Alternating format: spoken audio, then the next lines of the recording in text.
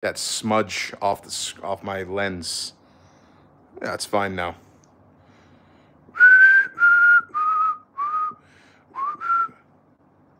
So, people, I know I said yesterday that yesterday's stream was going to be the last one of the year, but about 30 minutes ago, I changed my mind. So it's going to be this one. So welcome to Caden Fire Gamer, who's the first, Blight Games, Club America, La Mejor, Diglett Master, dudes. Welcome.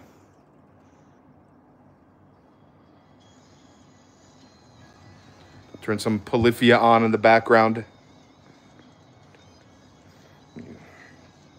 It's going to get copyrighted, but it's okay because this stream's not being monetized, so it's okay if it gets copyrighted. It ain't no problem.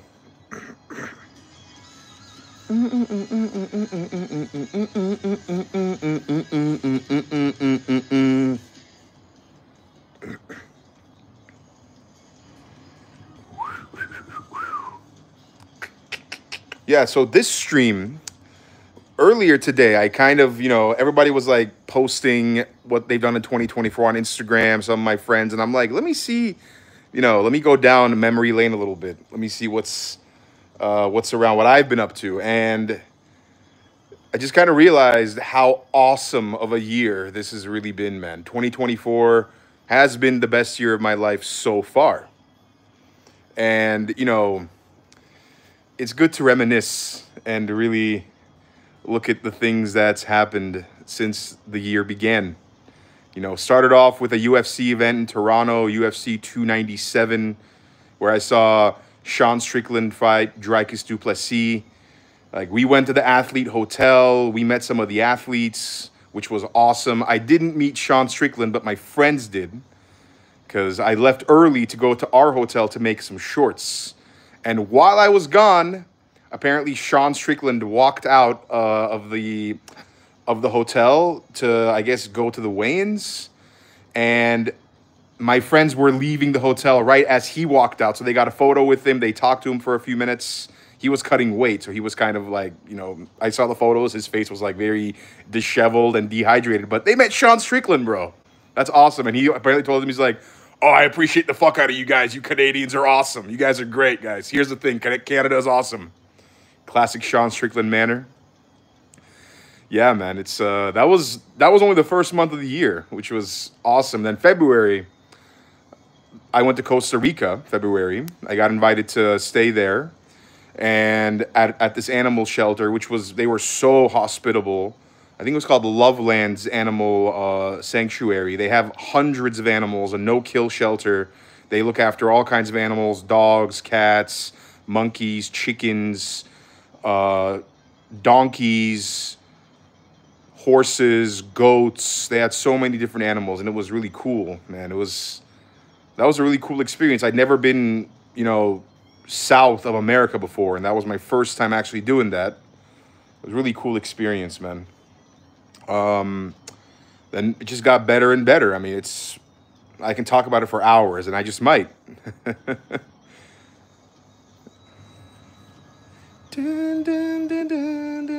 What's up, Nick? Oh, you're staying in the Home Alone 2 hotel, eh? Good man. Good man. That's pretty cool. Yeah, I did see that video of that woman cursing at Trudeau. Yeah, that's not cool, man. Like, don't harass people in front of their children like that. Like the guys with his kids. I mean, I don't like him either, but like, don't be telling him to go, don't be swearing at the guy in front of his kids like that. That's just rude. Like, yeah, don't do that shit, man.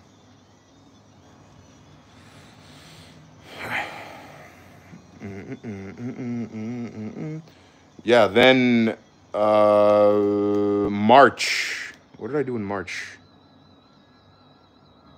I had something for this. It was something really cool. I forget now. I don't remember. It was really cool, though. What's up, Go Celtics? Welcome back, brother. Someone's got my photo as their profile photo. Nice. Cool, bro. Yeah, so I am a full 12 hours ahead of Eastern time right now. So it's almost 2 p.m. on December 31st for me. So I'm going to be entering the new year 12 hours ahead of Eastern time, which is great. Yeah. It's a good part of being in Thailand.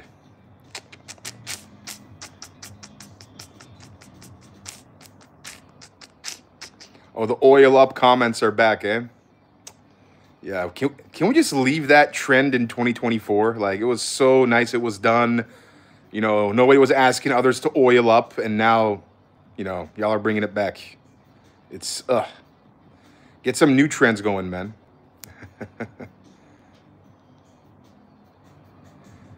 Shut it down there, bud, giving Canada a bad name. Maybe that's the kind of thinking that got Trudeau elected in the first place. And look where we are now. Yeah. I mean, could it really be that bad? Oh, man. I touched a bit on this yesterday, but my highlight of 2024, I mean, there were so many amazing moments. Like, I traveled so much this year, you know, moved to a new place. Life is, alhamdulillah, just still getting better and better. But I know the highlight of this year was UFC 300, man. I am so happy I did that. Like, I don't even remember how much money it cost. It was a lot of money. Like, the ticket alone for our seats was, how much was it? I think it was 1,500 US dollars for one seat, and we got 3 seats.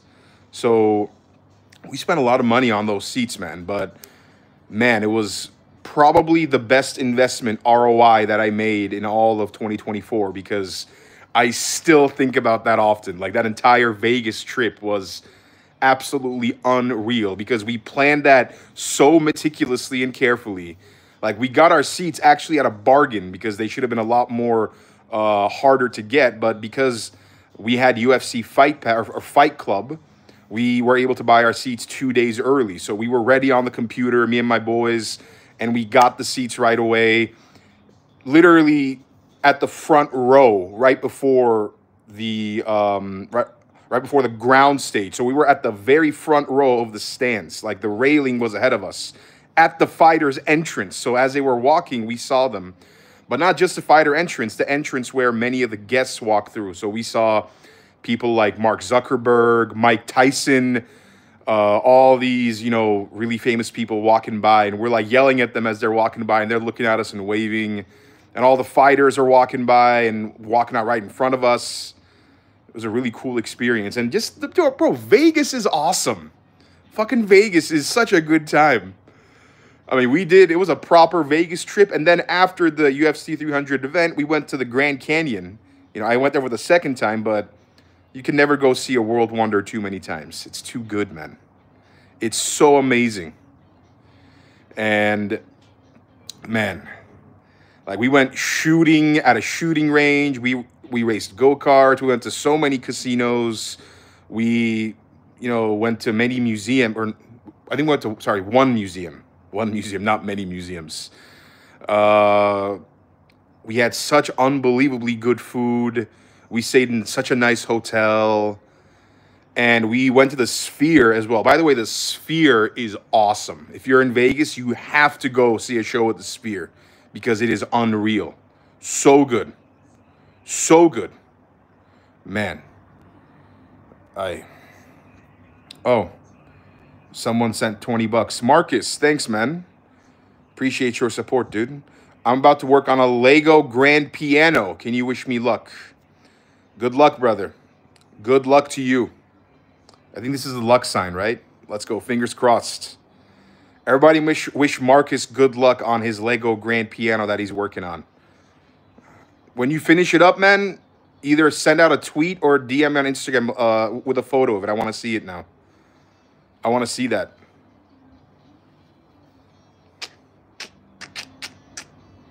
The chat's got you too, dude.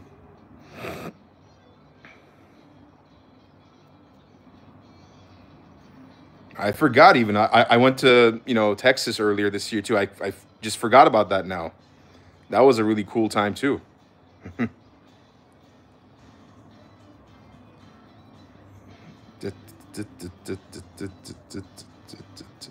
Yeah, dude, buy the ticket, take the ride, man. That's the motto going into 2025. That was the motto for 2024, and I'm carrying that same energy. Going to build on that motto for 2025 because money comes and goes. It really does. But you know, the memories stay, and it's awesome. What's that song? Uh, Dreaming about. Said no more counting dollars. We'll be counting stars. So count the stars. Plus, man, for the people, if anyone here is from Montreal, you know, in April we saw that amazing full solar eclipse, which was so good, man. I never seen Montreal that good. It was just an absolute joy to see that, man.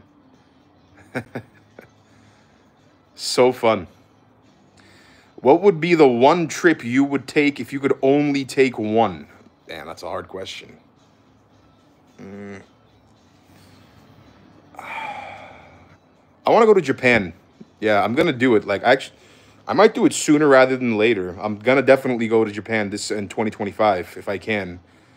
Um, yeah.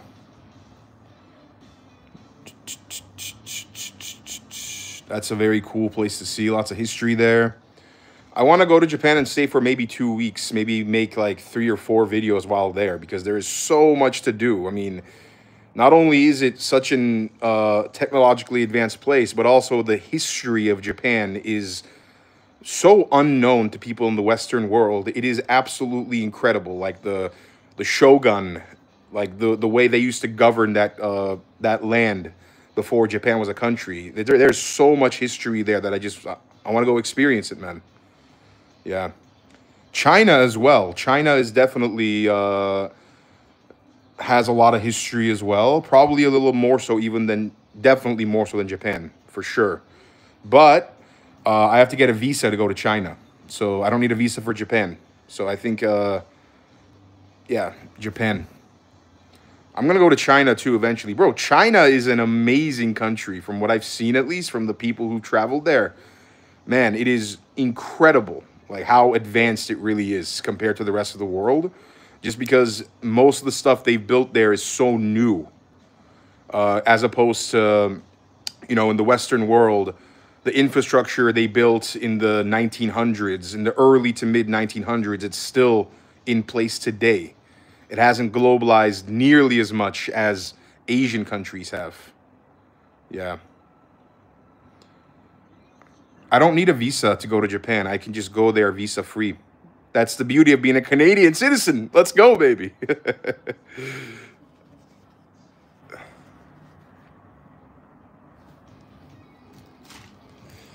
Gotta stay hydrated now.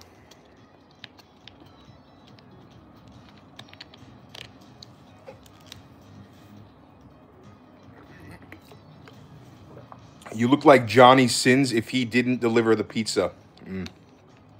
I was actually a pizza delivery driver for 1 month in Canada. What year was that in? I think it was 2017 or 2018. I was a pizza delivery driver for 1 month in Aurora, Toronto. Yeah. Yeah. That was, man, I remember one time, like, I mean, it was in the winter and I had to like drive in the snow to deliver the pizzas. Luckily, the people there actually tipped decently in Aurora because it's a bit of a richer community. I remember I remember this so well. It was kind of like an inspirational moment for me.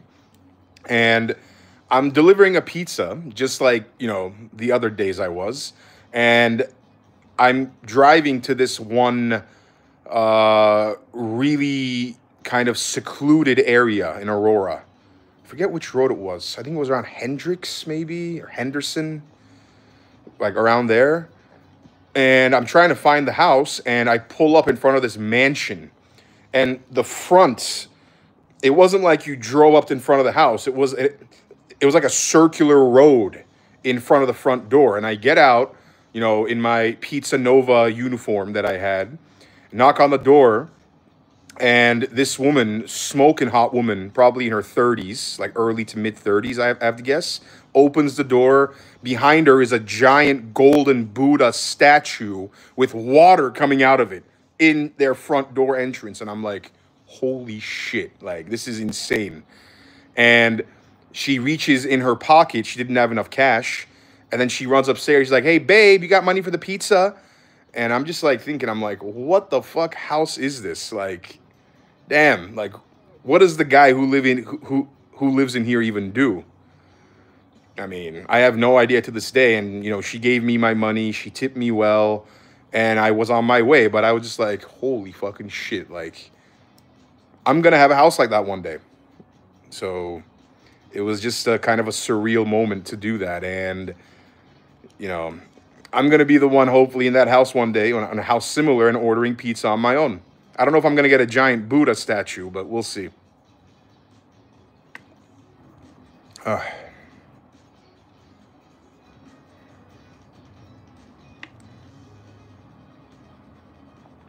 I ever heard of Microman the Wrestler? I have not, Mortimer. Who is that?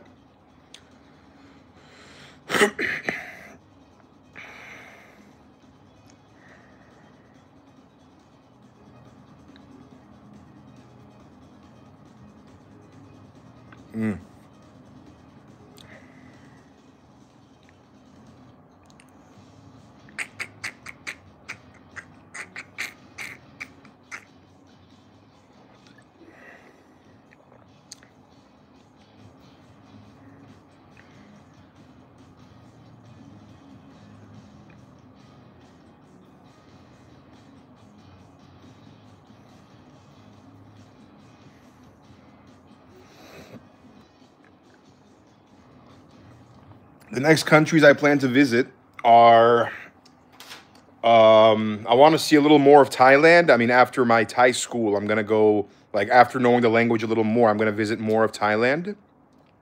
That's going to be in early 2025.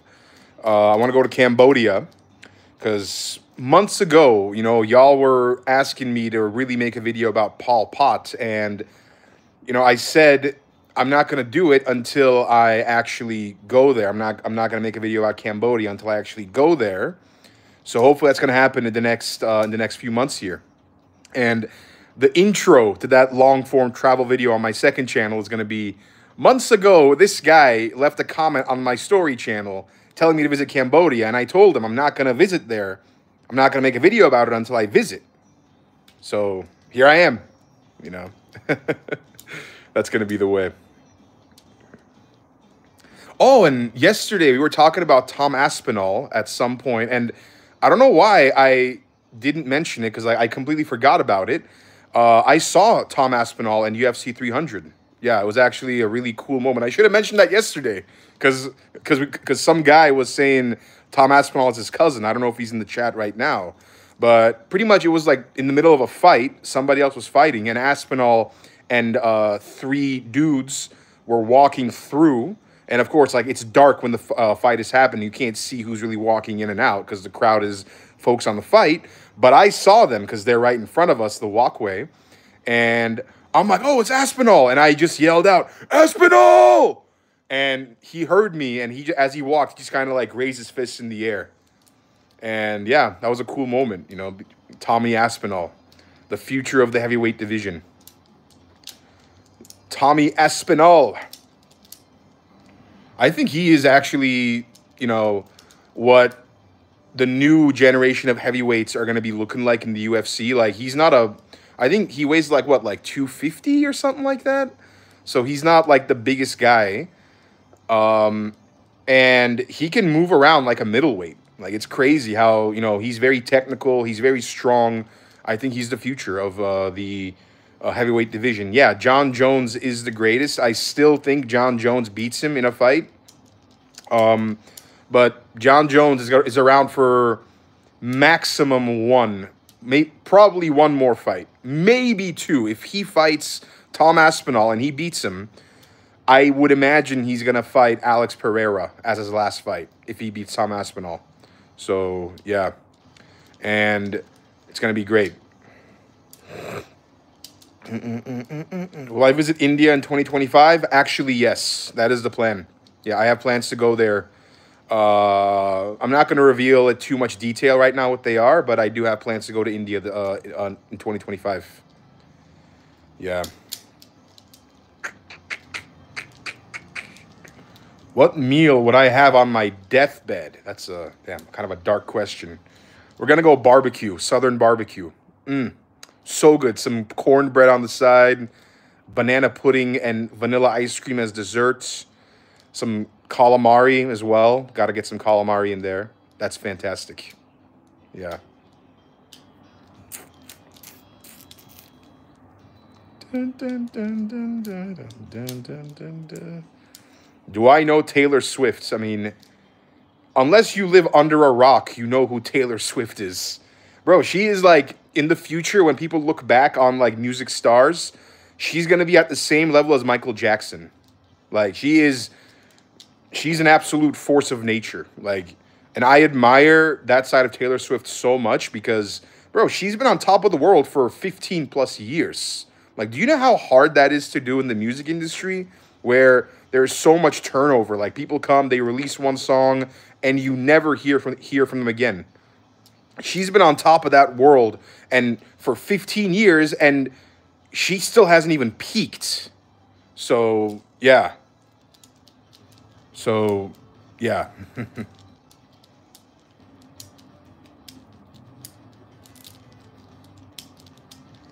What would your last words be when you die? I don't know.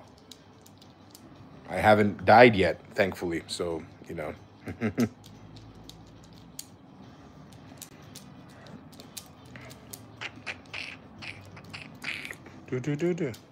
What do I think prison food tastes like? Probably really bad. I mean, they don't feed you well in prison. Yeah. Are me and Dana White brothers? He's my uncle. Yeah, Uncle Dana. Uncle Dana.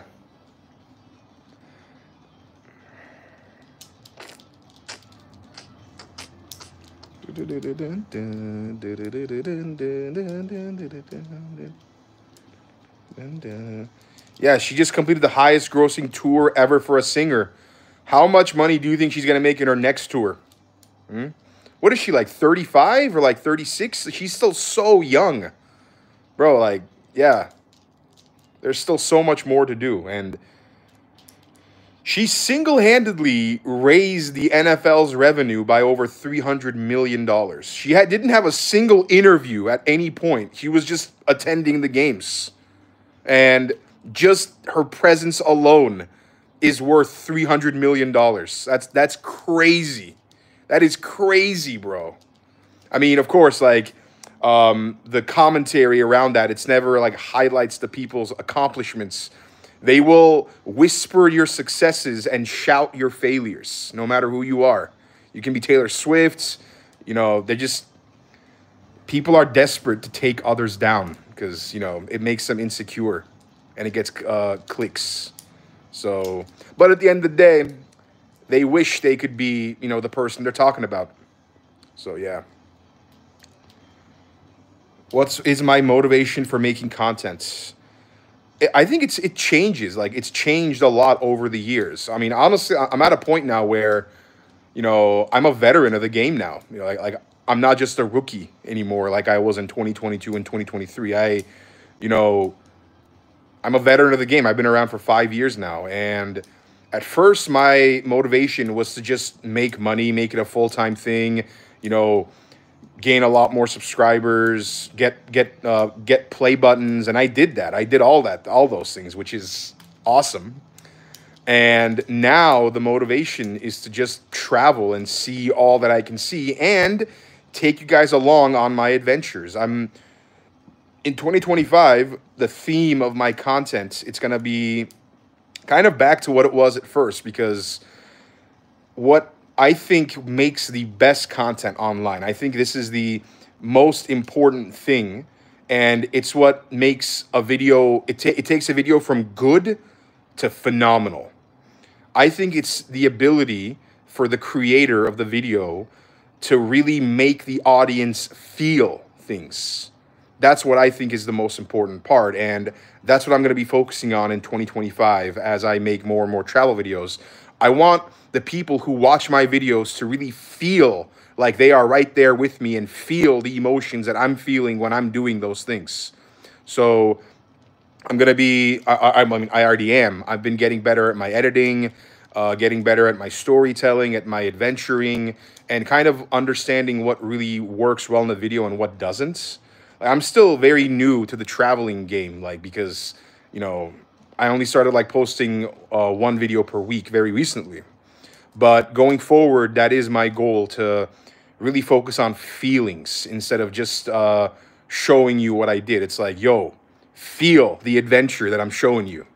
So hopefully, the people who watch it will be inspired to go travel themselves.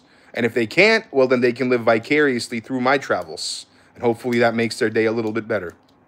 Yeah.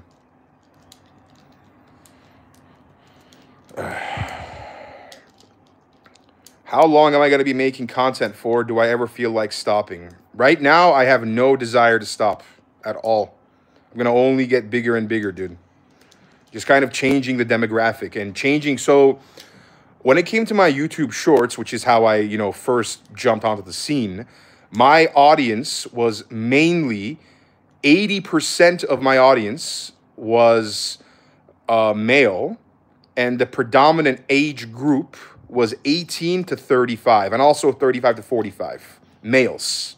So that was who my audience was, and they were 99% of them were watching it on their phones because you watch YouTube Shorts on your phone. Now with traveling, it's a whole new demographic because my audience now 70% of my audience watches my travel videos, my long form videos on their TV, not even on their computer or their phone, on their TV. They're putting it, on the big screen while they can do other things on their phone on their computer. And now 65% of my viewers are older than 45 for the new traveling channel. And it's about 40% females and 60% males. So it's a whole new demographic, a whole new audience, and a whole new game, really. So it's it's been a fun challenge. It's something I'm still figuring out and still getting better at it. Yeah.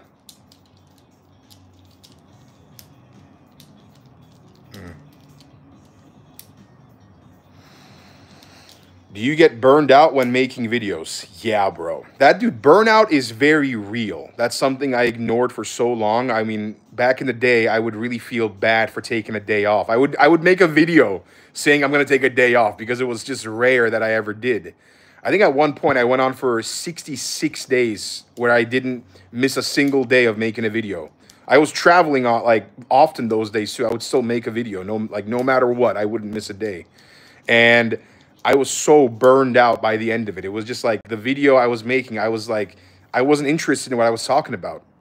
And it kind of led me to learn a little more about burnout. And it's so important, I think, to take breaks along the way. Well, for one, when you take a break, you get to really enjoy the process. You get to enjoy what you're doing. You get to enjoy, the rest that you've rightfully earned. But second, you get to refuel because if you're always on go go go, you're always on autopilot, your efficiency drops. So all of a sudden you're having to do more to be as efficient as you were in the beginning. And now I know when that happens, when I feel that, I'm like, okay, I'm going to stop and take a day or two off. I'm just going to focus on something else because you don't want to work harder to maximize, like, you don't want to work harder to be more efficient. Instead, what you want to do is you want to take a break and come back at maximum efficiency. Of course, I wouldn't have known these things had I not pushed myself way past the brink of burnout. So it's all experience, it's all life. And now I know, how far I can really go if I need to. But I think it's smart and it's kind of wisdom to, know when to take a break. Yeah. Mm.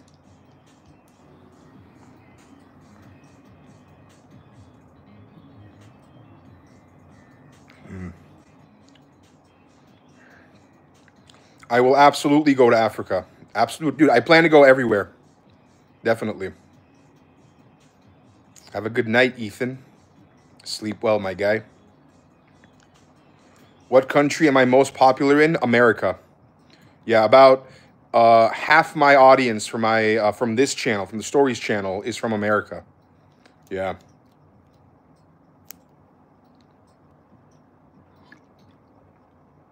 I think it's actually like 55% actually is American. Yeah. Mm. Ah, my arm. Gotta stretch the arm.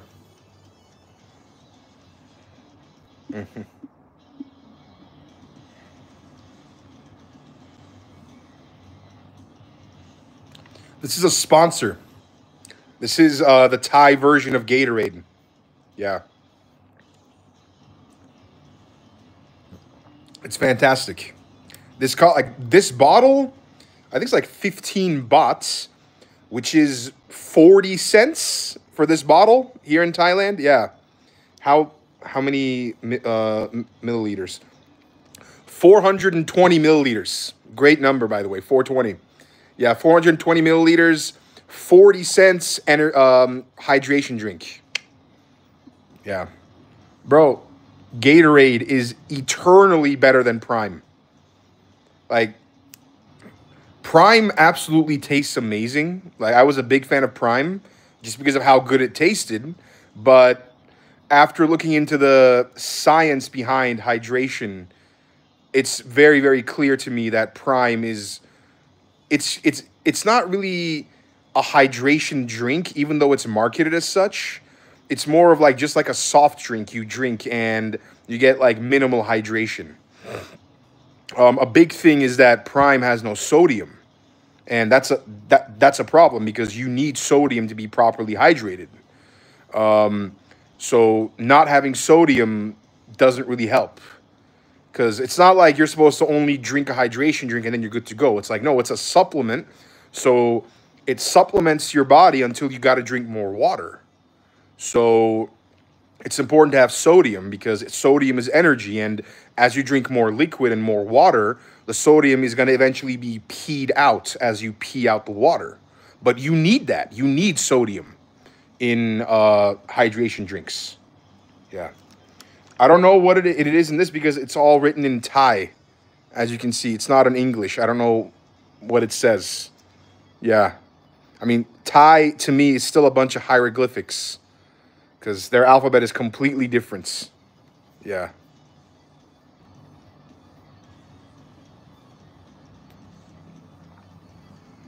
You know, lately, whenever I go do Muay Thai, I'll go like hit the pad. There's a pad here in my apartment, like a boxing bag. I'll put my AirPods in and blast some Dragon Force. And that shit just gets me going so quickly. I'm like I am fucking up that bag. Just pop, pop, pop, pop, pop, pop, pop, pop, boom. Yeah, just eternal energy.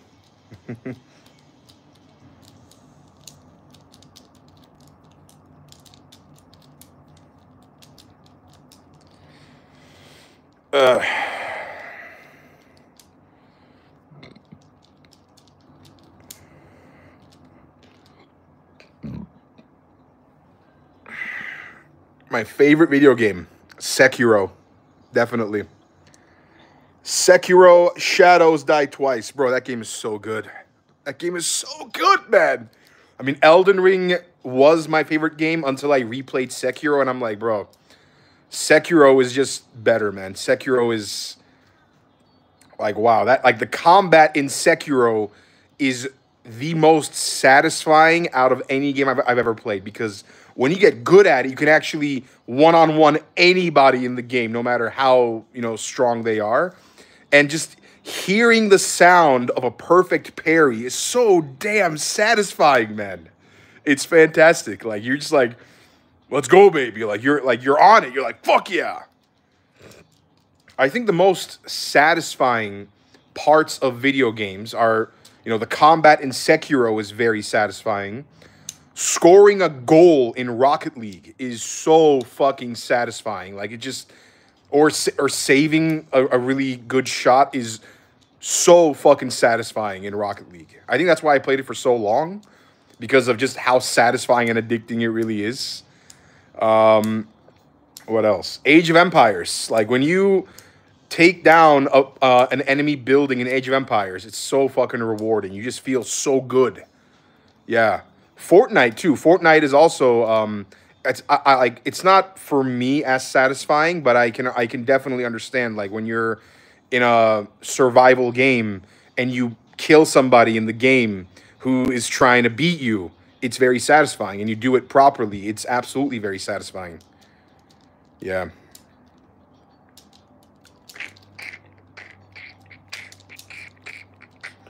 Bro, I will never go to North Korea.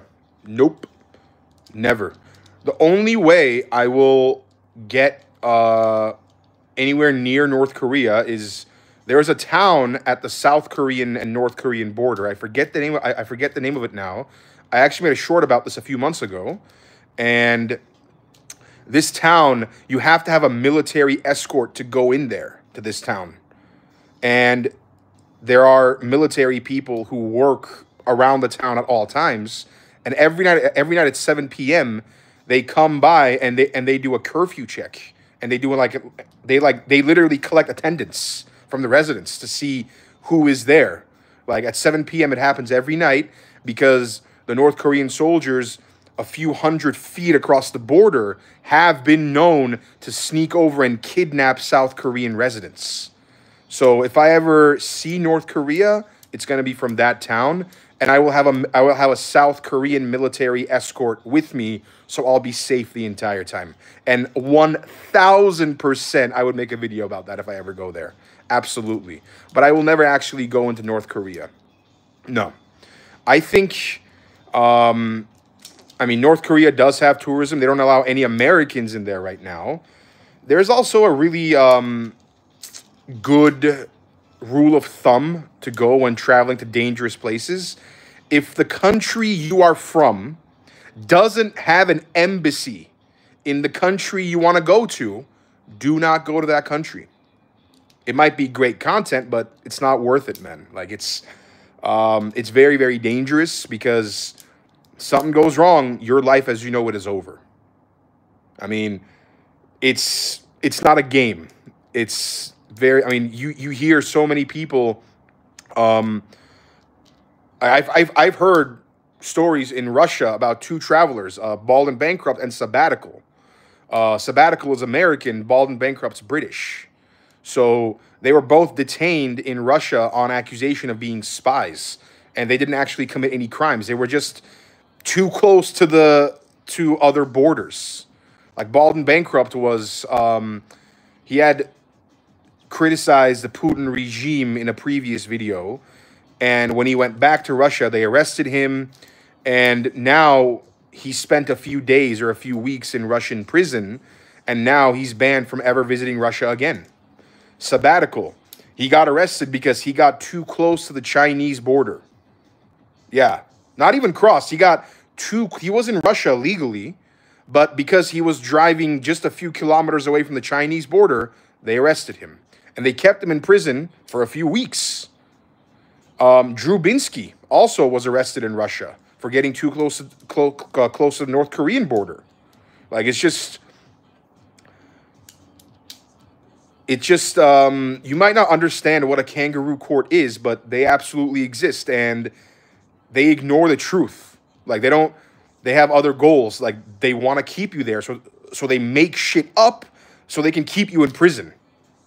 And they know they're lying. You know they're lying, but it doesn't matter because it's a kangaroo court.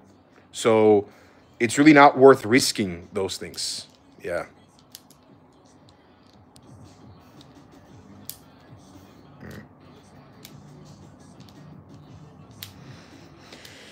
I haven't been to any Sabaton concerts, but I should go see Green Day. They're coming here in February to Bangkok. It's gonna be great.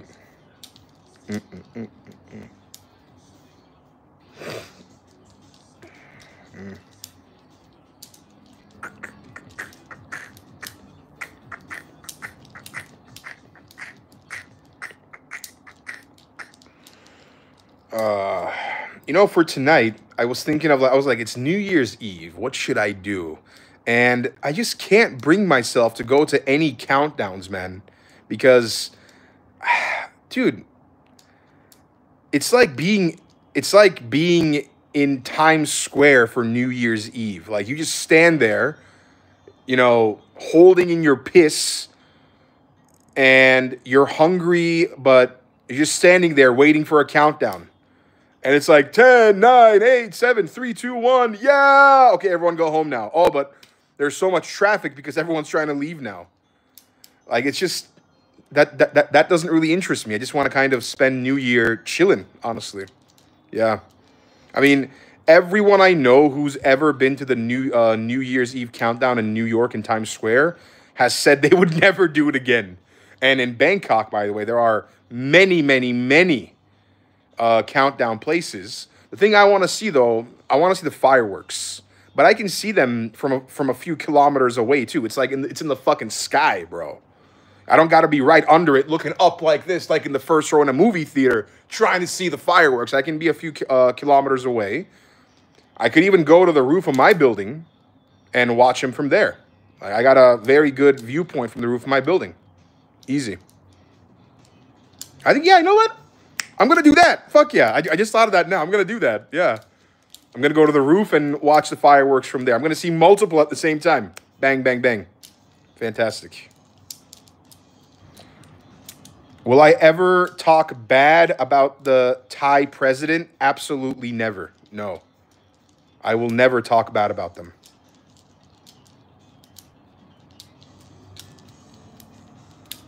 That's dude, it's actually people, I mean, human stupidity never ceases to astound me.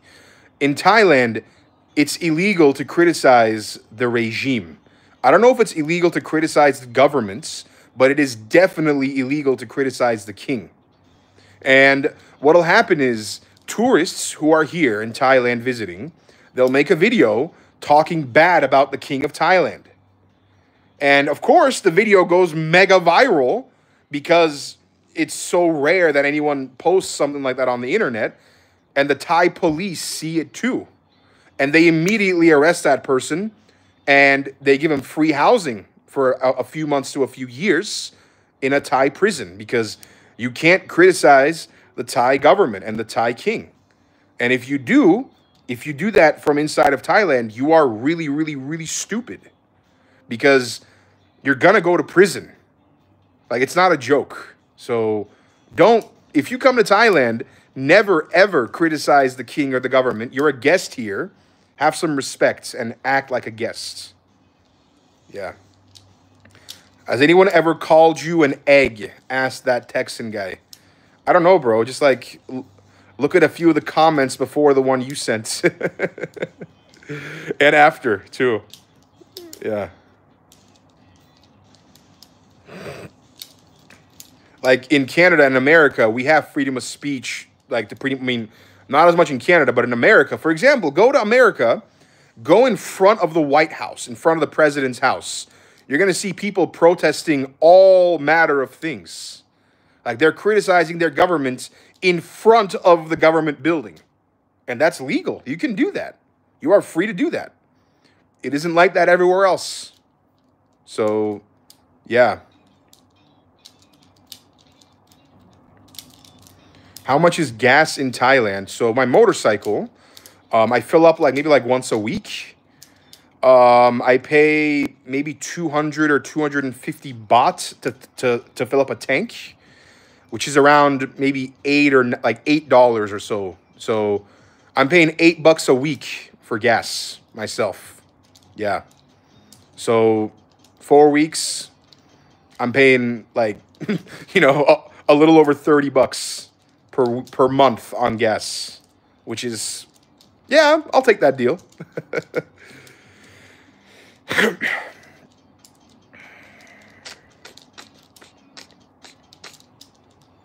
Yeah, danger positive. I don't really swear as much anymore in my personal life. Yeah.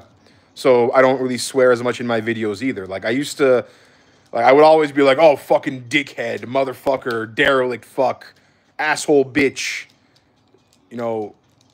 just dickwad, cunt sniffer, just shit like that, swearing nonstop. I think traveling the world and seeing new perspectives has kind of, cut off some of that dirty excess from under me. Yeah.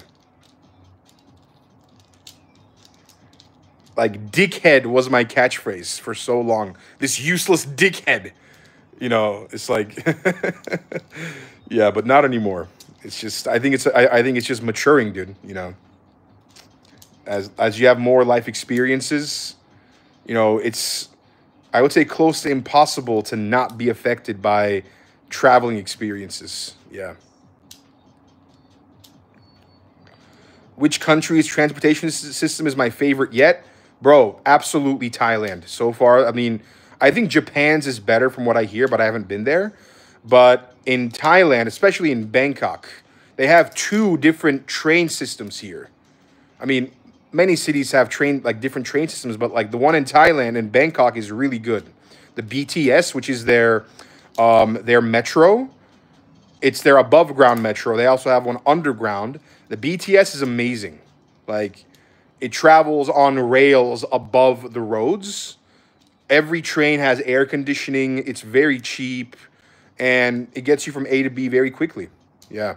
Traffic is crazy. Yes, but I've learned to drive in, Bangkok traffic. So if I ever go to Canada, I can drive no problem. Like, I'm on my motorcycle, and if you're on a motorcycle, you're kind of expected to weave in and out between cars.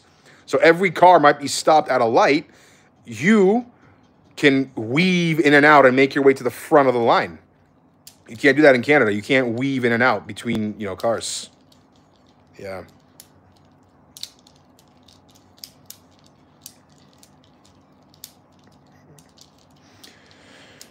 Would I ever consider moving back to Canada at all? Right now, I have no plans to, man. Honestly, I just, bro,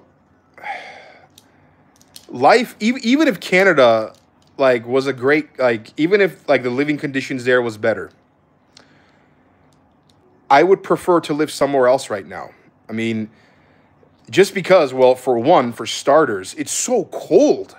It really, I mean, for 6 months of the year at least, it's winter. I don't mean it's like a mild winter. I mean, it's like less than 0 degrees for 6 months of the year in every big city except Vancouver. And I wouldn't want to live in Vancouver. Thank you, D. Martez. Appreciate you, dude. Like Toronto and Montreal, which are the two cities I'm most familiar with. I mean, Toronto is 6 months of the year, it's winter. Montreal is 8 months of the year, it's winter. And I'm like, bro, like, it's so cold. Like, summer in Montreal is great. I mean, Montreal, I think, is a really, really fantastic city. But I might buy a house there in the future if I do in Canada, but it wouldn't be anywhere else. Yeah. It's also very expensive for no reason. It's so expensive in Canada. Like, goddamn, dude. So, like, I think there are many better options. I mean, I know a lot of Canadians are also moving not just to America, but also to Mexico. Because Mexico is actually, I mean, if you listen to the media and to everything on, social media or to the fear-mongering side of social media, you're going to think that Mexico is this, dangerous hellhole filled with cartels. It's not. Dude, Mexico City is the biggest city in all of North America. They have more people living in Mexico City than in New York and in Los Angeles. It's an incredibly big cultural hub, technological hub. Mexico is a really big country, dude. There's a lot to do there. And Mexican people are some of the friendliest people you will ever meet in your entire life. They are awesome. Awesome, awesome. So if I had to go back to North America, I think I'd live in Mexico or America, not Canada. Like, Canada is, like, very far down the list of the countries I would actually live in. Yeah.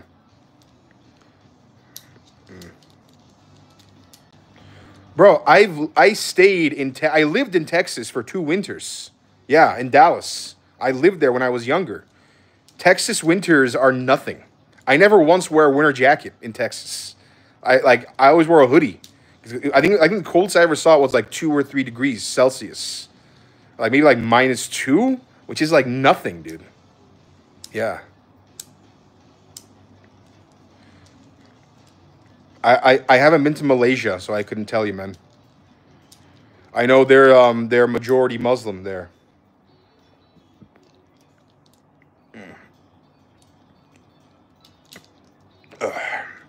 So Pierre, I mean, it's not a matter of if he gets elected, it's a matter of when. He's going to be the next prime minister. It's almost like a foregone conclusion. If you look at his plan for how to, get Canada back on the right track, it involves two things. One, it's reducing immigration, which is they're already doing right now. And two, he is going to incentivize the municipalities to build more houses. So, and he's going to say, if you don't build past a certain number, you're not going to get as much funding from the federal government as you normally do. But if you build more and more, we're going to give you bonuses. We're going to pay you bonuses. So I think it's a viable strategy, and we got to wait and see how it's going to play out, because municipalities in Canada, as much as they say they're all inclusive, they're not, because they don't want to welcome all the new immigrants by building them houses. It's actually why housing in Canada is so expensive. It's because municipal governments don't want to build houses for the new people. They don't want to build apartments for them. They want to build just, actual like one family houses. And you got to build many of those to house all the people because of the housing crisis we got now. So let's see what's going to happen. But this is still a big but. Canada's got a big red tape problem, bro. Like, it's very true. Canada is the most resourceful country run by idiots because we don't use the resources we have. And like, we could be so rich. We have so much land. We have so many resources. We could be literally shitting money, but we're not because, they value red tape over everything else. And that's not even to another big problem in Canada. Why it's so hard to do business there is because of all the opolies. We have 3 grocery store owners in Canada, and 3 companies own every grocery store chain in Canada. 2 companies own every telecom chain in Canada. Sorry, own every telecom company. 2 big companies owns every smaller telecom company in Canada, so they keep they keep the prices high on purpose. We only have 5 banks in the entire country, and I believe 4 major insurance providers, compared to America, where they have hundreds, if not thousands, of other companies who are doing the same thing. They have so many different banks, so many different grocery store chains with different owners, so many different telecom companies, and many, many, many insurance companies. And what that does is it makes people compete by lowering prices and offering better services. Because if you don't like what you got now, you go to somebody else. In Canada, you can't do that because the people in charge keep the prices high and they keep the services shitty. So yeah, I don't know if I got to explain any more about why I would move back to Canada. I think I've explained enough. Yeah. I feel like every stream, this gets brought up at some point. Yeah.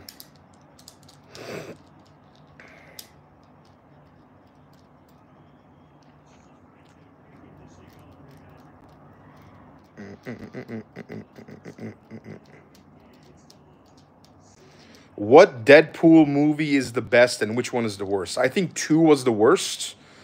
1 and 3 were both really good, but I think Deadpool and Wolverine was the better one just because I thought it was a really, really well-made movie, Deadpool and Wolverine.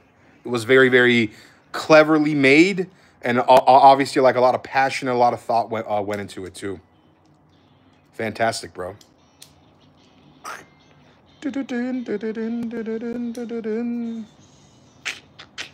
Butterbean, the legend.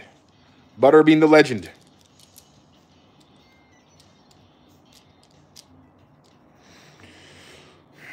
I watched Deadpool 1, the first one, in Sault Ste. Marie, Canada, in Ontario. Yeah, I was there for a wrestling tournament, and I think 2 days before the tournament was happening, I had like a night of free time, and it was the Thursday night where the movie gets shown for the first time. So I walked to the theater from my hotel, and I sat in a seat by myself and watched the movie. It was fantastic. Fantastic. This guy said, stop yapping. Bro, but if I stopped yapping, it would just be silence, and the people wouldn't watch. I can't stop. Can't stop, won't stop. Oh, Transformers 1. Fantastic. I love that movie. Yeah, with Shia LaBeouf and Megan Fox. So good. What's up, Juicy? Bro, if the younger me saw how well I could yap now, he'd be so jealous because, you know, I had a really, really bad stutter for 7 years. I couldn't talk without stuttering for one sentence, and now I get paid to talk for a living. So, it's good. The best and worst Spider-Man actors. The best one is Tobey Maguire. I'm of that generation where, you know, he was Spider-Man. He will always be the Spider-Man. Tom Holland is number 2. Andrew Garfield is number 3. Like, when I was a kid, the first Spider-Man came out, I think it was in 2001. So I would have been 5 or 6 years old when it got released. I went to the theaters to watch it with my mom, and it was in English, the movie.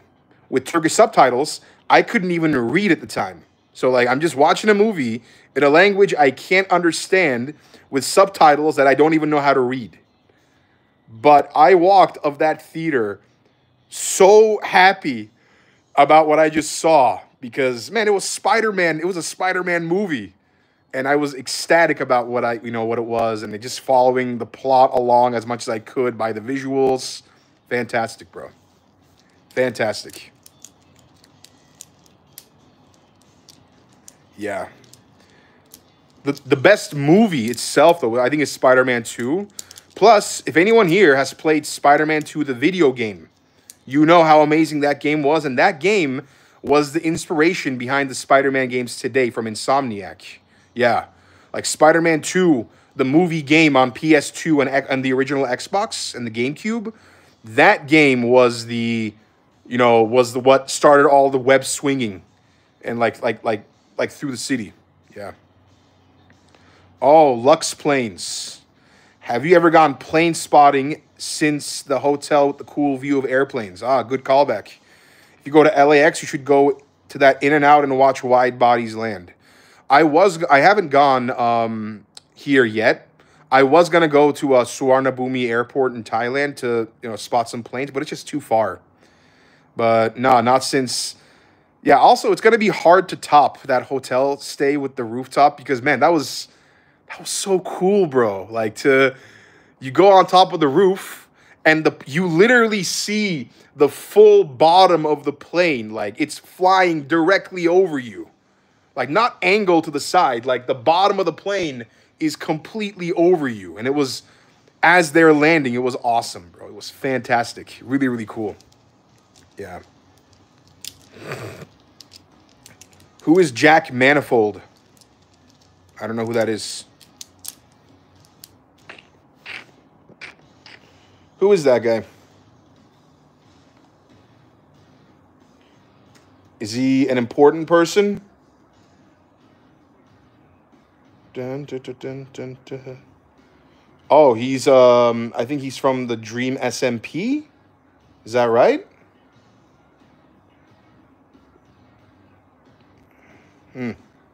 Cool, bro. Which video was it? I'm curious now. I'll check it out. Yeah, thank you, Lux Plains. Bro, airplanes are awesome. I recommend to everybody goes plane spotting.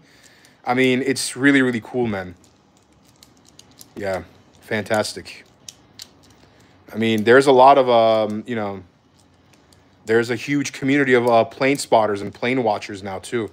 I still, to this day, I'll watch some of the pilots break down, airplane stuff. Like, I love 74 Gear. I think he's really good. There's another pilot, too. I think a European guy.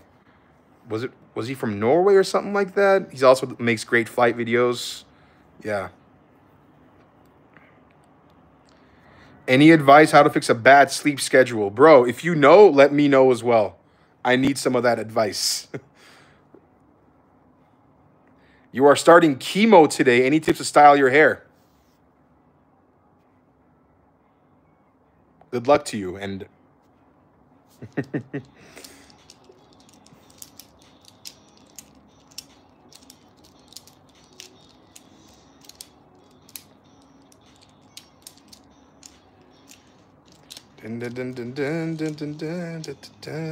I love Polyphia.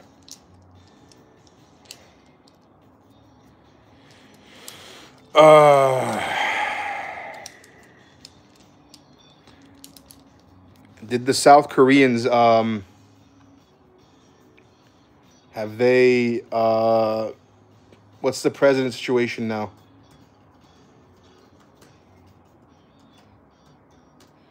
It's also, I never really realized how big the Asian entertainment scene really is until I started living in Asia.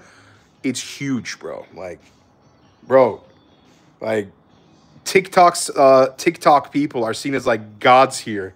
TikTok is so big here. Like YouTube isn't as big.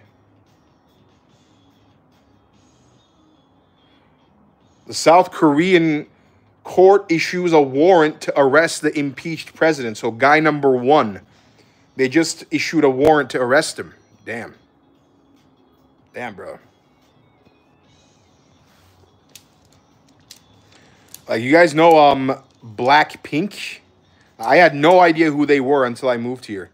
Because they're a Korean girl group, like the Spice Girls, like the modern day Spice Girls. Yeah, and one of them is from Thailand. One of the girls is from Thailand, and like the song, their songs are very, very big here. But the song by Rose, the Apata, which also actually I think it's a great song with her and with Rose and Bruno Mars. That song, I've never seen hype around any single song as much as I did with that one. It's crazy. Like how big it is here. Yeah.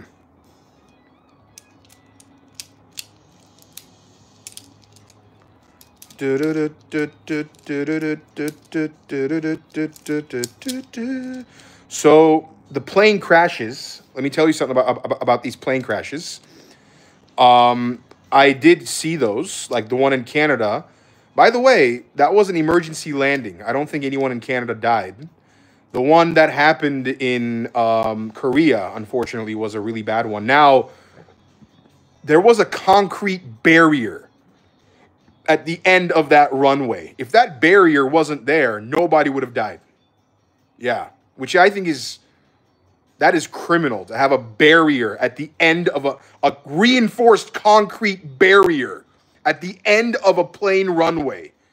That I think is just like, I mean, the devil himself must have been the engineer of that airport, because that is nuts.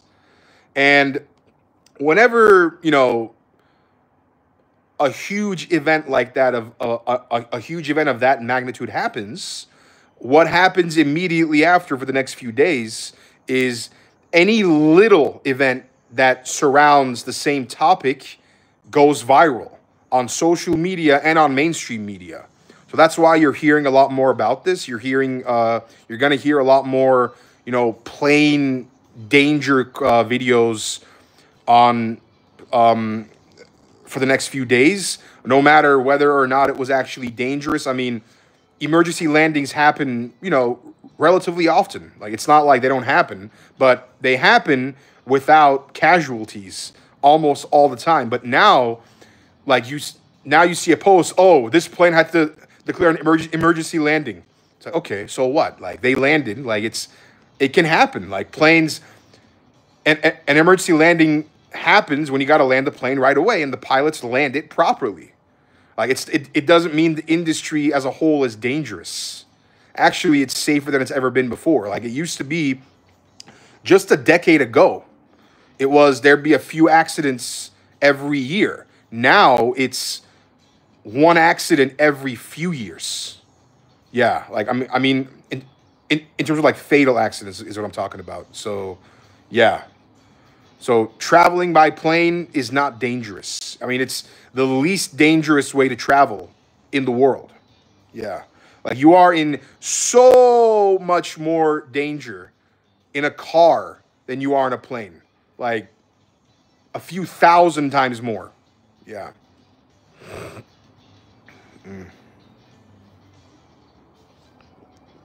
Do, do, do, do, do, do, do.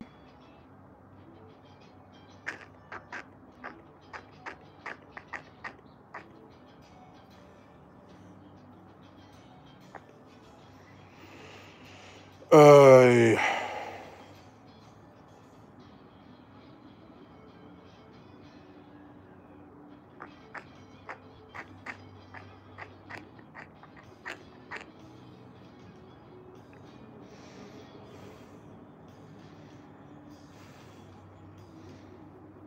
do, do, do, do, do, do, do, do.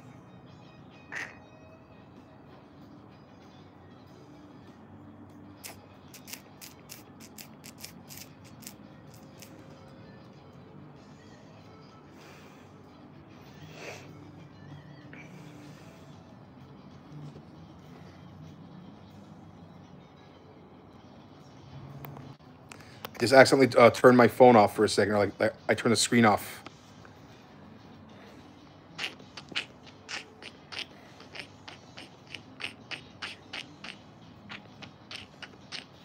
Is there a new Bully game coming out? Really?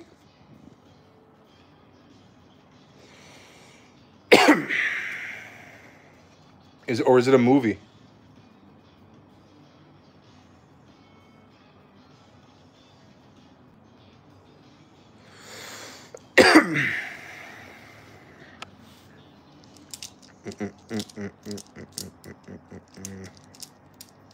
Oh, the Kanye album. He's still making music? Damn, I didn't even know that. Wow.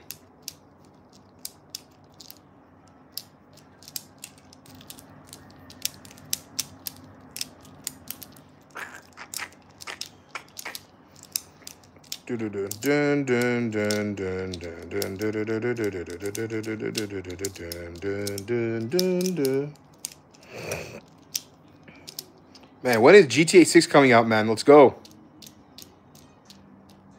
I seen Meta's announcement to implement AI profiles to Instagram and Facebook for boosting engagements. Hey, as long as there is a demand for human content, it's not going to go away. Like didn't Meta at one point said that the metaverse was going to replace the internet, and yeah, that's people don't want to live online. They'd rather live in the real world. They would because it's more fulfilling. So, yeah. I don't know, man. AI is getting bigger and bigger. I think it's important to learn how to use it and utilize it in whatever you're doing. But yeah, we'll see what happens with it. What do I think about the Syrian Assad regime falling? Good. Finally, the people of Syria, get to have their power back and not be controlled by some dictator. Yeah.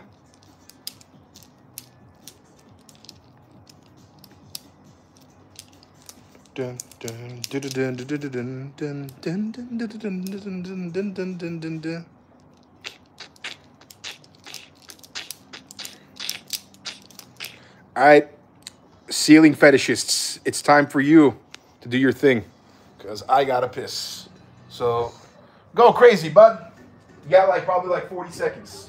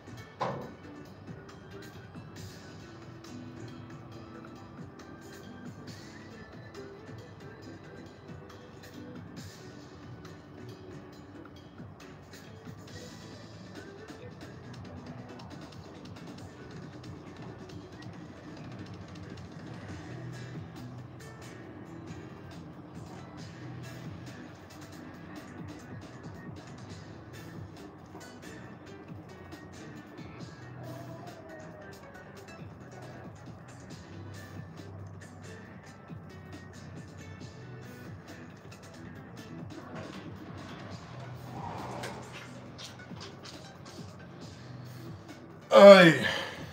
Oi. Oi, brother. Oi. If you were jelking, sorry to interrupt the jelk. Or the edge.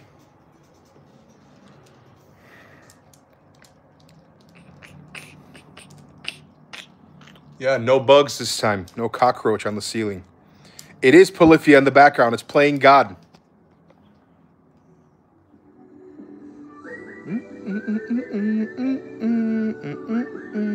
But you know what? We're going to replay the song.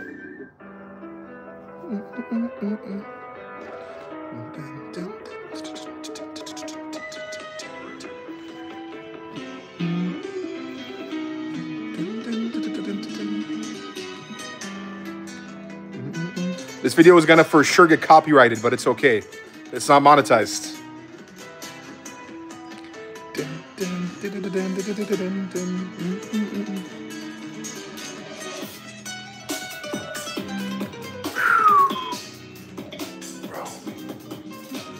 Bro, do you know how good you have to be to play the guitar this well? Come on, man. You got to be so good to play the guitar this well.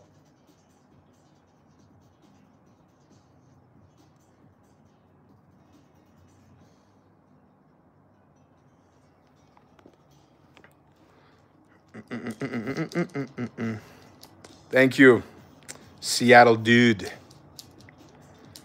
I'm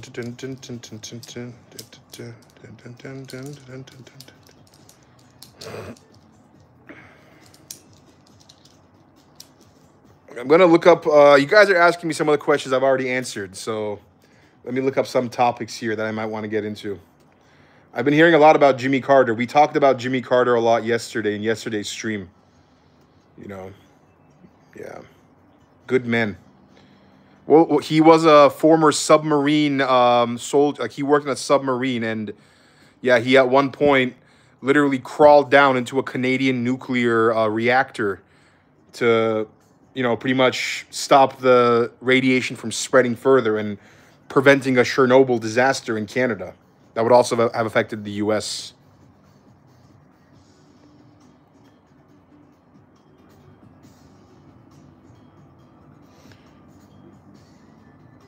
See, I would have talked about the plane incident in a video, or Conor McGregor fighting Logan Paul, but it's just I've been taking some time off from making shorts these days, man. I told you guys it's important to take some time off, so here we are. It's okay, though. There's always tomorrow. And as long as God wakes me up, I can handle anything. So hopefully he will wake me up tomorrow, too. Oh, you guys hear about this NBA shit going on now? Like, the NBA is, their ratings are really, really bad right now. Yeah.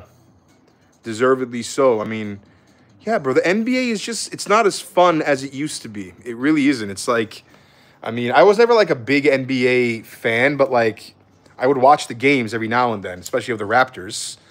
But, you know, now it's such a soft league. Like, they give technicals out like they're giving out candy. And they keep fining players for really stupid shit. Plus, it's just watching people shoot threes constantly over and over again is just not as entertaining as, you know, people going up for a dunk or physical plays. Or, you know, the 2-point jump shot has been completely, you know, it's been completely abandoned now. It's always you either go for a layup or a dunk or a three-pointer. Like, people don't really go for twos anymore. And it makes the game less enjoyable. But it's also, they're making more money now than they've ever made before. Because, well, partially due to inflation and how expensive everything is now. But it's just, yeah. I agree. Sports are more boring today than they've ever been. Because I feel like they're all following a recipe that ensures maximum viewership. And it's more so geared towards getting casuals to watch as opposed to getting, like, catering to diehards.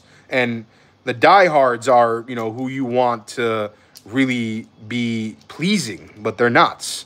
I mean, the NFL, like they're making more money than they've ever made before, but they still have horrible referees. Like to this day, there's always just the referees are really bad in the NFL, man. Like it's a problem they haven't solved yet, bro. Fucking solve it already. And defense is nowhere near as fun to watch anymore. I think it's why fighting is so good, because fighting has still remained fighting. It's still very fun to watch. Like people fight. It's always good. Hockey. Yeah, hockey is awesome, dude. Hockey is still hockey. Hockey is amazing. It is a very, very fun sport to watch. Bro, I wish hockey players got more recognition, because the sport they play is so incredibly grueling. And they play 80-something games a year. I think 82 games a year they play. Like, bro, hockey, that's fucking hard, bro. Like, the precision. So, like, there was a really good quote. I actually want to read this to you guys. It's very true. Anyone's ever played hockey, you know. There was a really good quote said by this one hockey player. And it's like no other sport can compete with this. Yeah, this guy named Brendan Shanahan, who was as a former hockey player. They asked him, "Sir, Brendan Shanahan, is hockey hard?" And his answer was, "Is hockey hard? I don't know. You tell me. We need to have the strength and power of a football player, the stamina of a marathon runner, and the concentration of a brain surgeon. But we need to put all this together while moving at high speeds on a cold and slippery surface, while 5 other guys use clubs to try and kill us." Oh yeah, did I mention that this whole time we're standing on blades 1/8 of an inch thick? So is hockey hard? I don't know. You tell me. Next question. Yeah, hockey is fucking hard, bro. Like, it's it's ridiculous how hard hockey is. Like, if you want to see some fucking, like, go on YouTube, search some, like, good hockey highlights, you will not be disappointed. Like, hockey hits, bro, they're fucking unreal. How, like, those hits are harder than NFL tackles. Like, they hit fucking hard, bro. And the dangles, oh my God. There was a guy named Pavel Datsyuk, who's probably, I think one of the best danglers ever. Like, the way he can just control the puck, you know, just beating his man is amazing. Connor McDavid, bro, watch Connor McDavid highlights. They're fucking unreal. Like, it's great. Guys, I am not a Maple Leafs fan, not anymore. I was a Maple Leafs fan for over 10 years, and when I moved to Montreal, I said, sayonara, bitch. Yeah. I think they are one of the worst organizations in pro sports, the Toronto Maple Leafs. Their owners, like, they have a really good team every year. They have great players like Austin Matthews, John Tavares, Mitch Marner. You know, I'm forgetting the other one. William Nylander. Yeah, they're incredible players, right? They're some of the best in the league. But every year, they never, you know, make it far in the postseason. They're always one of the best regular season teams, but they lay an egg in the postseason always. So I got tired of watching them, man. Like, it's like, dude, like, you guys are fucking just, come on. Like, fucking win some shit. You're supposed to, you have the fucking best fan base in the NHL. But their tickets to the games are so wildly expensive. And they shouldn't be that expensive. Like, I mean, you know, it's like $300 to $400, like, for a ticket, which is crazy, dude. So I became a Habs fan. When I moved to Montreal, I became a Canadiens fan. And they're a much better team. They're not as good as the Maple Leafs, but they have a much better front office. Yeah, they're actually trying to build something for the future. You know, instead of, like, my first year as a Maple Leafs fan, and if there's any hockey junkies in here, you will know what I'm talking about, was in 2013. And that was the year they played the fucking Boston Bruins. I fucking hate that team so much. The Boston Bruins in the playoffs. And I think it was like their first year actually going to the playoffs in like 7 years. So like There's a lot of hype around the Maple Leafs. It's like, yeah, we're in the playoffs again. Let's go. Yeah. And it went to game 7, right? Of course, Bruins Leafs is always a great series. It's always a very fun series to watch. Usually because it usually goes to game 7, and it's always a fantastic bunch of games. But this game 7, the Leafs were up 4-1 with 10 minutes to go in the third period. So there's 10 minutes left in the game. You're up 4-1 in game 7. You're supposed to win that game. They allowed in 3 goals in the last 10 minutes, and 2 of which came in the last 2 minutes. So they completely shat the bed. Like, they were turning fucking... It should have been the Toronto Maple Blues because of how badly they were choking. They were turning blue. And they lost that game in overtime and got eliminated. That was my very first year as a Maple Leafs fan. And little did I know it was going to get a lot worse. Because I think the Bruins beat us in like 2 or 3 more series in the next 10 years, all ending in game 7s. The Leafs did nothing but disappoint. And I'm like, bro, fuck you guys. Like, I got a friend, one of my really good friends in Toronto. This guy, he eats, breathes, pisses, and dreams hockey.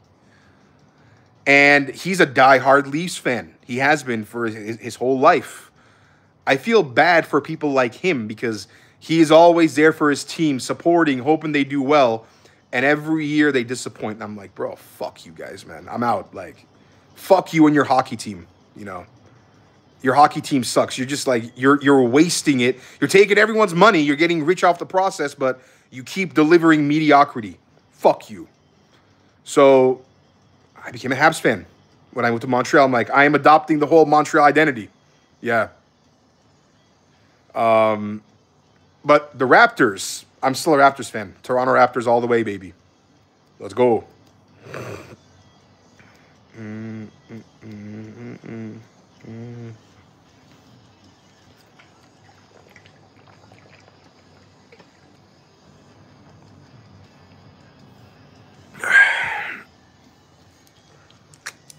It's been almost an hour and a half. Damn, son.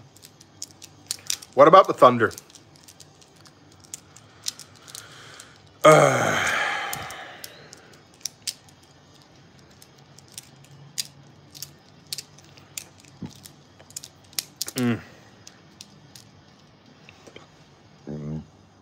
Excuse me.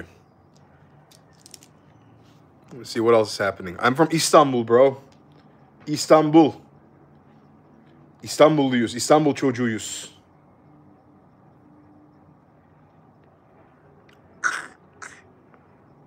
I don't know anything about the new Syrian leader.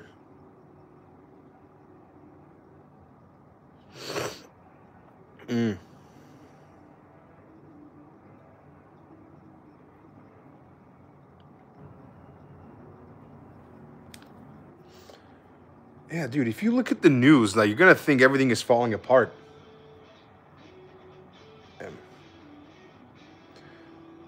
Arizona schools curriculum will be taught by AI and not teachers. Is that a clickbait title or is it actually true? So, a charter school board, they approved an application from an academy. It's a charter school. It's not a public school. I mean, it's a charter school. So, like, it's not part of like an actual wide public school system. They're opening a school with a 2-hour day that will have an academic curriculum set by AI. So it's a little bit clickbait, but not completely. So this charter school, it's operating for only 2 hours, and it's going to be AI dependent. It's going to be completely remote, apparently. Okay. I like that. Okay, nice. That's actually not a bad idea. I'm gonna write this down so I can make a video about it later, actually. That's actually not a bad idea because, bro, like, I mean, we've all been to school, or some of us are still in school. You know, as well as anybody, that you don't need to be in school from, 7:30 a.m. to 3:30 p.m. Like, you waste a lot of time in that 8 hours that you don't need to be wasting. You could be actually learning things that matter. But if you go to school for 2 hours a day and you learn properly, and then you have the rest of the day to do whatever, to get better at other things. So yeah.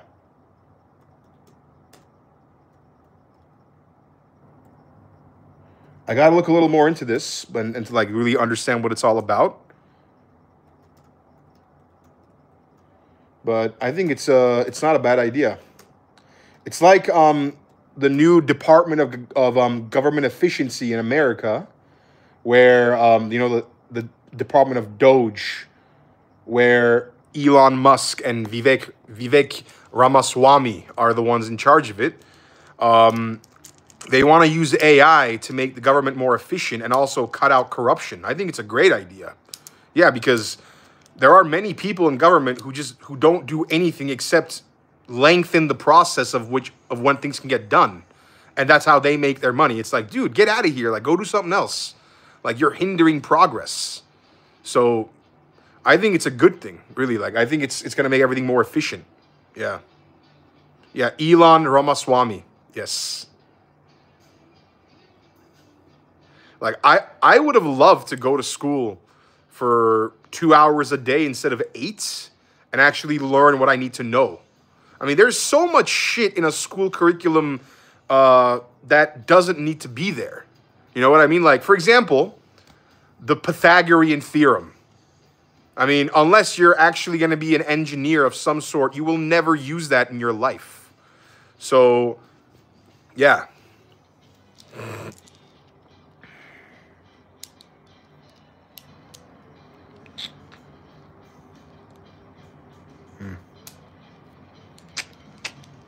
Oh, it's like 3 a.m. back home, right?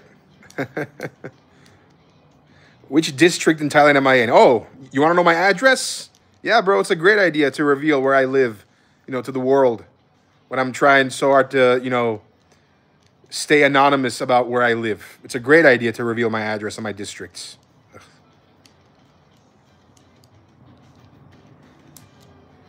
All you got to know is that I'm in Thailand, in Bangkok. That's all you got to know. You don't got to know anything else about where I live.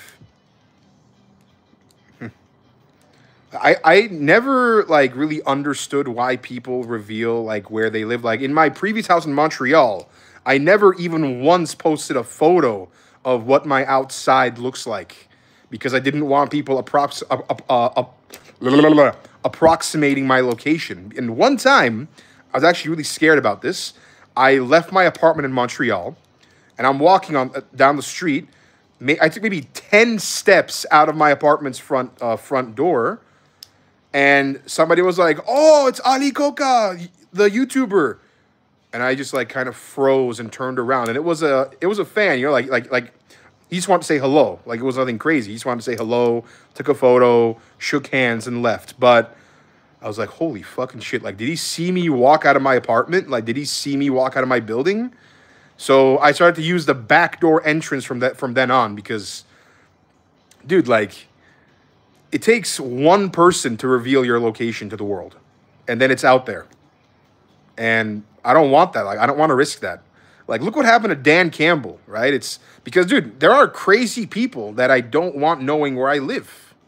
Look what happened to Dan Campbell, like the Detroit Lions head coach. One of his kids' friends, because they lost a game, the Lions, this year, one of his kids' friends posted on his Snapchat his address, like Dan Campbell's address, house address. And the entire world now knows where he lives. So you can get all the security you want. Doesn't matter. The world's going to know where you live. So he had to move as a result of that. He had to move his whole family, everything, in the middle of a football season to a new house. And I mean, that's obviously like a bad case of the scenario, but like, I think it's important to keep your anonymity. Yeah. Keep your anonymity. Don't reveal to the world where you live. This happened one time too. This actually scared the shit out of me. Oh my God. This was before like everything really took off for me. I was streaming in Calgary once, and it was on Twitch. I had like 4 viewers. I probably had like 3,000 or 4,000 subs on YouTube at the time. I'm streaming, playing Rocket League, and I'm on my PS5. And on your PS5, you can see chat messages pop up on the right side of the screen like a notification. So I'm playing the game, and somebody asks, "Oh, where's he live?" And one person in the chat, I don't know to this day how this happened, he typed in an old address of mine that was true. And I'm like, what the fuck? I'm like, no, I don't live there. And I didn't live there. It was an older address, but I'm like, how the fuck did that person know? Like, what the fuck? Like, I think it was somebody I knew that typed that in, which in that case, fuck you, bro, for doing that. But like, you know, I was like, what the fuck? Like, how the fuck do they know that? Like, it really, you know, kind of got me worried. So yeah.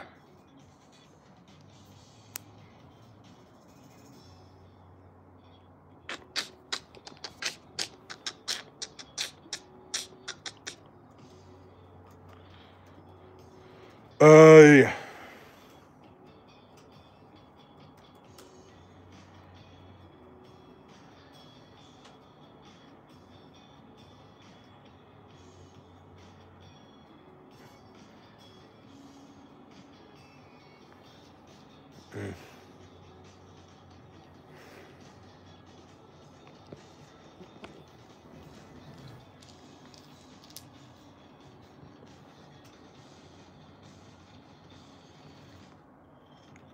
What song is this?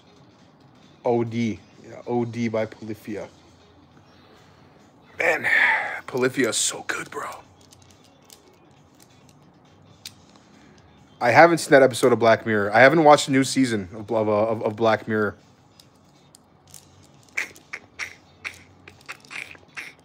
I think I'm going to cancel my Netflix again. And also cancel my Apple TV. I started watching Ted Lasso lately. I'm not a big fan. Like, it's just, I don't know. It's just not that interesting to me. Yeah. Yeah.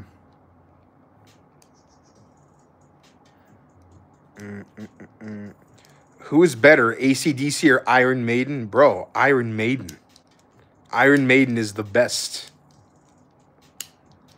Yeah, I was so happy a few streams ago when somebody said they went to an Iron Maiden concert in Toronto. I was like, yes, let's go. And apparently he had a great time too. I was like, yes.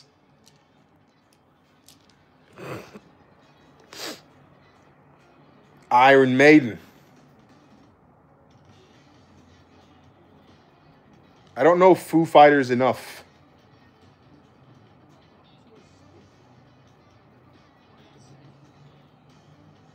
Foo Fighters. Foo Fighters. Foo Fighters.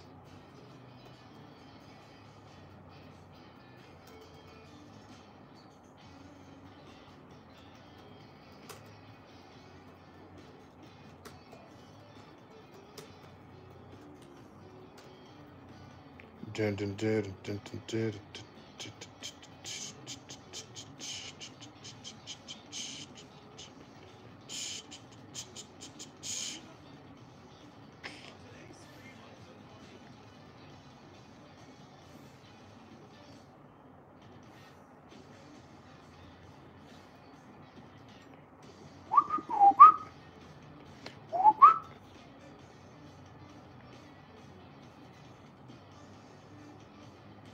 Whoa.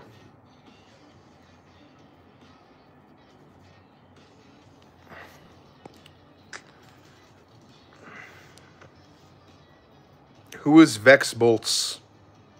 I don't know who that is. Yeah. Oh, 3 Days Grace is great. Do I know my IQ? I don't actually. I never took an IQ test. I wonder what it is.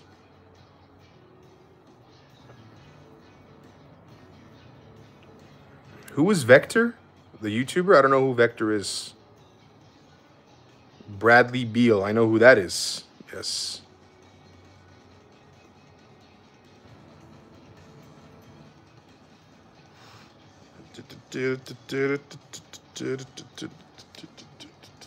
Has Pegasus? I'm curious now. Has Pegasus made another? Is he still making more videos about like saying it's over, it's done? Oh yeah, he is. He is. He actually is, dude. Come on, get a life, man. Oh my god. Like it's over, it's done. It's done with.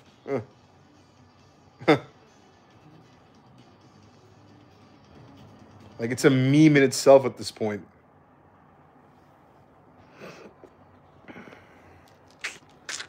Favorite Dark Souls game? Okay, so out of the 3 Dark Souls, Dark Souls 3. Yeah. Out of the Dark Souls 3 is the best one.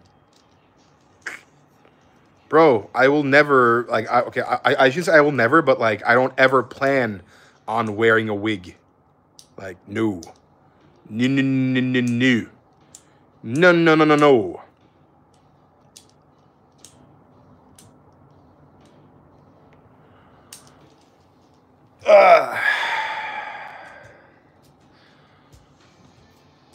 I want to know something from you guys. Tell me, chat, what has been the highlight of your 2024? Tell me, please. I want to read some of them. What has been the highlight of your 2024? Going to Arizona. Ooh, okay, nice. Probably Trump winning. And your dog's death was the highlight of your 2024? Damn, man. Got into a Smash Bros tournament. Nice. There can't be nothing, bro. There's got to be something, like an entire year. Ah, Montreal was your highlight. Nice.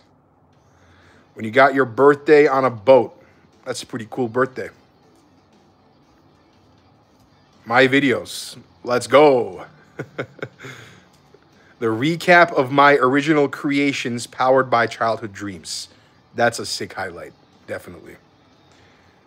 That lower taper fade meme. So a meme was your highlight. Interesting. You're going to become a full-fledged musician. Let's go, baby. Your dog giving birth to 7 puppies. That's a good highlight. Yes. My cat gave birth to 5 kittens at one point, so it's a really cool feeling. I imagine it's something similar. That's awesome, man.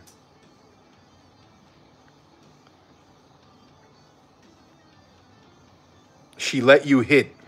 Good for you. Good for you. Getting a girlfriend was your highlight. Nice. Good for you also. Your dad got a huge raise at his job and you are happy for him. Hey, let's go.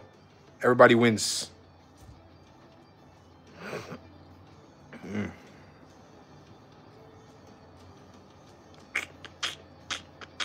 You got a job. Hey, let's go, baby. See, people are winning. Ending 2024 on a high note. You got 4 mil power in Rise of Kingdoms. I don't know what that means, but I'm assuming it's something really good. Getting the Ali Coca physique and getting a baddie girlfriend. Hey, my guy. You got more confident. Good job, bruh. Bruh. You got an AI girlfriend this year. You don't have an AI girlfriend, bro. You have a fucking, it's code that you think is a girl. It's not an AI girlfriend. Like, don't let the wording of it fool you. It's code. You're jerking it to code. Don't jerk it to code. Yeah.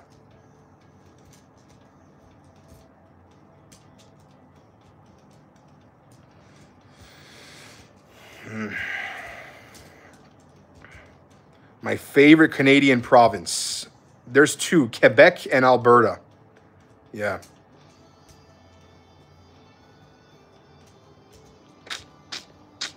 Finally being who I want to be. Good job, bro. Good job. Yeah. You get one life, man. So, be who you want to be with it. A 60,000 word story. Damn, bro. That's crazy. Anyway, guys, it has been 100 minutes now. I am going to get going because this was actually my last stream of 2024. So I hope you guys have a great final day of the year. Thank you, Revilo, for your support, man. And I hope you enter 2025 happy, you know, ambitious, confident, and take it a day at a time. And hopefully you can look back on next year proud of the year that you lived. Anyway, that's going to do it for me, guys. I'll see you guys later. Take care. See you next year.